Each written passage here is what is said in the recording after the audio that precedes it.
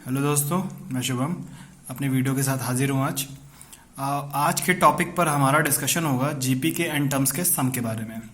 जैसा कि आपने मेरी पिछली वीडियो देखी होगी तो जीपी के उसके फर्स्ट पार्ट में मैंने यही बताया था कि कैसे nth टर्म को फाइंड करना है और nth टर्म होता क्या है। ठीक है, तो जिसने भी मेरी पहली वीडियो नहीं देखी है वो लिंक डिस्क्रिप्शन में मिल जाएगा, आप जाके वहां से देख सकते हो और वो काफ़ी इंपॉर्टेंट है, इसलिए आप वो देखोगे तो आपको ये बहुत अच्छे से समझ में आ जाएगी। ठीक है, एक्चुअल में ये उसी के आगे का टॉपिक है, तो आज मैं इसमें काफ़ी कुछ इंपॉर्टेंट बताऊंगा और जीपी का लगभग काफ़ी कुछ चीज़ें इसी में क्लियर हो जाएंगी।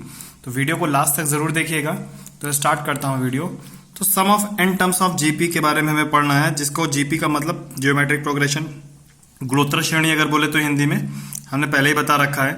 तो अगर मैं इस टॉपिक पे बताऊं तो सिंपल सी एक चीज क्लियर कर लो सबसे पहले कि एस एन टर्म्स का सम का एक फॉर्मूला ये याद कर लो, S N is equal to a are की power n minus one upon are minus one. ठीक है, और एक फॉर्मूला यहाँ S N is equal to लिखा है ए वन माइनस आर की पावर एन और वन माइनस आर। अब आप ये सोच रहे होगे कि यहाँ दो दो फॉर्मूले क्यों लिखे, ए बी एन टर्म्स का सम का है और ए बी एन टर्म्स का सम का है। तो जीपी में एक स्पेशल केस ये होता है, इसमें ये याद रखना होता है आर अगर एक से बड़ा है यानी R is greater than one तो आपको ये फॉर्मूला यूज करना है, और अगर आर एक से छोटा है तो आपको ये फॉर्मूला यूज करना है। तो ये दोनों ही चीजें याद कर लेना कि जब आर बड़ा होगा, आर का मतलब कॉमन रेशियो, ए का मतलब फर्स्ट टर्म मैंने पहले बता रखा था, और कॉमन रेशियो निकालते कैसे हैं वो भी बताया था मैंने। सेकंड टर्म को डिवाइड दे देते हैं फर्स्ट टर्म से, ये देखो लिखा है यहाँ पे आर मीन्स कॉमन रेशियो, और कॉमन रेशियो यानी सार अनुपात हिंदी में बोलते हैं, और निकालने के लिए आपको सेकंड टर्म में फर्स्ट टर्म से डिवाइड दे देना होता है। ठीक है, तो जैसा कि आपने अभी तक देखा कि हमने एपी के दो फॉर्मूले बताए, जिसमें एक में कंडीशन है आर जो है वो वन से बड़ा है और एक में है आर वन से छोटा है। ठीक है, तो अब मैं इसी पे इन्हीं पे अभी और भी वीडियो के लास्ट में मैं आपको कुछ और फॉर्मुलेज बताऊंगा और जो कि बहुत इंपॉर्टेंट है, इन्फिनाइट टर्म्स वाले बताऊंगा, तो इसलिए पूरी वीडियो को लास्ट तक जरूर देखना। तो पहले कुछ इसके एग्जाम्पल देख लेते हैं। जैसे कि पहला एग्जाम्पल दिख रहा है, find the sum of 10 terms in GP if GP दे रखी है ये 1√3 तो सबसे पहले तो ये देख लो, ये जीपी दे रखी है।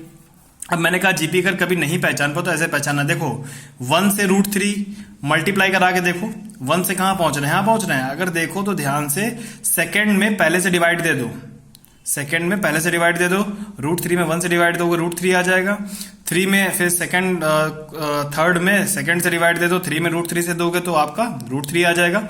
और इसी तरीके देते चले जाना सभी के बीच में, हर आगे वाले टर्म से पीछे वाले को डिवाइड देना तो √3 ही आएगा और कुछ नहीं आ सकता है। तो अब यहाँ पे आपको ये सीरीज दिख रही है साफ साफ। तो इसमें पहले टर्म को हम लोग देख सकते हैं, पहला टर्म जो है उसे ए से रिप्रेजेंट करते हैं जो कि 1 दे रखा है, आर मतलब कॉमन रेशियो है, और कॉमन रेशियो निकालने का तरीका होता है सेकंड टर्म में पहले टर्म से डिवाइड दे दो। ठीक है, तो ये सेकंड टर्म दिख रहा है आपको, इसमें पहले टर्म से मैंने डिवाइड दे दिया, ये आ गया √3। अब देखो यहाँ बोला गया था 10 टर्म का सम बताओ, तो n इज इक्वल टू 10 लिख दिया, क्योंकि r जो देखो ये √3 की वैल्यू 1 से बड़ी होती है, 1.72 वैल्यू होती है √3 की। तो इसलिए जब मैं S N is equal to formula लगाऊंगा तो S N is equal to हो जाएगा ए आर की power n minus one upon are minus one, चूंकि यहाँ पे r इज ग्रेटर देन 1। समझ गए होगे, r एक से बड़ा है इसलिए फॉर्मूला यूज करा। और डेटा यहां से नोट कर लेना, डेटा में ए नोट करना होता है, आर नोट करना होता है। आर अगर कभी नहीं निकाल पाओ तरीका मैं बता दूं, सेकंड टर्म में पहले से डिवाइड दे देना और जैसे दे दोगे ये आ जाएगा। चाहो तो आप इससे नोट्स बना सकते हो अपने। आगे आ जाते हैं, तो अब मैंने यहाँ पे S10 फॉर्मूला लिखा, ए की वैल्यू पुट करी, आर की वैल्यू पुट करी, एन लगा दिया। अब ये ध्यान रखना आर की पावर एन अलग है, -1 बाहर है, अलग है एकदम, ये चीज ध्यान रखना। तो ये आप जैसे लगा दोगे ये कुछ आंसर आ जाएगा। देख लिया होगा एग्जांपल, एक और देख लो फिर मैं बढ़ता हूं अगले टॉपिक पे। तो अगला टॉपिक है हमारा, यहाँ पे दे रखा है find the sum of 10 terms in GP, और ये आपकी जीपी देख रखी है। ठीक है, साफ जीपी दिख रही है, 2 से मल्टीप्लाई करा गया, फिर 2 से करा गया, फिर 2 से करा गया, फिर 2 से करा गया। तो पहला टर्म आपका कितना दिख रहा है 1, और आर यानी कि होता है सेकंड टर्म में फर्स्ट टर्म से डिवाइड दे दो। सेकंड टर्म आप दिख रहा है 2 है, पहला टर्म 1 है, तो जब डिवाइड दोगे 2 आ जाएगा। चूंकि 10 टर्म तक का सम निकालना है, n इज इक्वल टू 10 कर दिया। अब r देखो यहाँ r 2 है, 1 से बड़ा है, तो फिर यही फॉर्मूला लग जाएगा हमारा ये वाला। ठीक है, ये देखो मैंने यहाँ लगाया है, तो ये पहले मैंने फॉर्मूला लिखा और ए की वैल्यू जो दे रखी थी क्वेश्चन में, ये देखो ए की वैल्यू, आर की वैल्यू और एन की वैल्यू, ये सारी वैल्यूज मैंने यहाँ पे लगा दी बारी बारी से। जैसे ही यहाँ सारी वैल्यू लग जाएंगी वैसे आपका कुछ ये आंसर आ जाएगा। मेरे हिसाब से क्लियर हो गया होगा। अब अगला टॉपिक पे आते हैं और ये है सबसे खास टॉपिक। ठीक है, तो ध्यान से सुनना, यही टॉपिक सबसे खास है, sum of infinite terms in GP. Sum of infinite terms in GP. AP में इन्फिनाइट टर्म्स का सम नहीं निकाल सकते थे, लेकिन जीपी में अनंत अनंत पदों का योग, मतलब पता नॉट डिफाइंड कहाँ तक गया है, 1 2 3 4 ऐसे ऐसे हमारा मान लो बहुत दूर तक गया है, अनंत तक, जिसको काउंट नहीं किया जा सके, अनकाउंटेबल।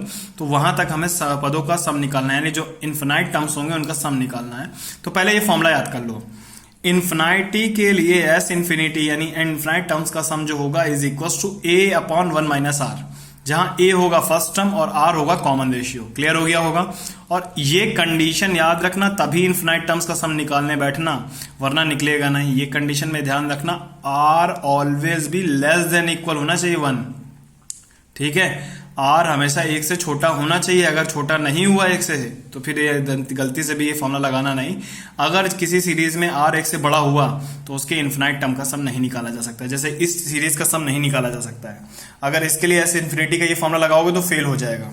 ठीक है, तो ये चेक कर लेना, जब भी इन्फिनिटी के क्वेश्चन दे तो ये जरूर ध्यान रखना कि उसमें आपको करना क्या है, आर सबसे पहले चेक कर लेना है। ठीक है, कंडीशन समझ गए होगे। मैं बढ़ता हूं आगे। अब जैसे क्वेश्चन दिख रहा है, find the sum of infinite terms in GP, और ये दे रखी है कुछ सीरीज आपको। ठीक है, अब इसमें पहला टर्म जो होता है उसे ए कहते हैं, लिख लिया।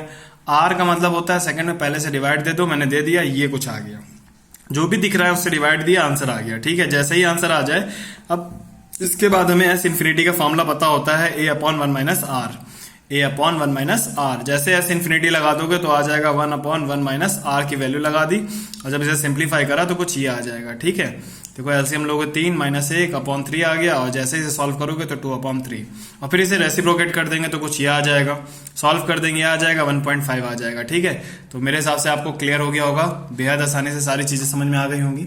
तो आज के वीडियो में इतना ही, इसके बाद अगले वीडियो में मैं और भी कई चीजें क्लियर करूंगा।